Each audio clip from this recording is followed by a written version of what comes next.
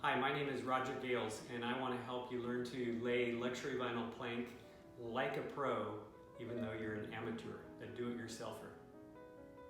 Okay, I want to show you how to cut the end piece of luxury vinyl plank. One of your most important tools is a box knife for cutting the luxury vinyl plank, as well as a box of replacement blades. And the first thing you need to know is you want this space to be at least 8 inches, maybe a little bit longer, but you don't want to be cutting small pieces at the very end.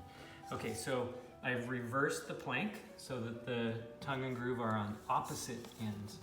And I bring this up to so that I have a 1/4 of an inch gap at the end. And I line it up so that they're exactly parallel. I bring my square, I line my square up so that I can see down here where the other plank is. I score it lightly 1 time, and I can press harder. Usually do it about 4 times.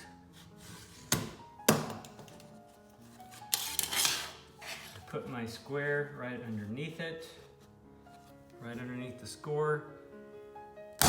Press down, flip it over, and cut the underlayment. And voila, I have the perfect piece.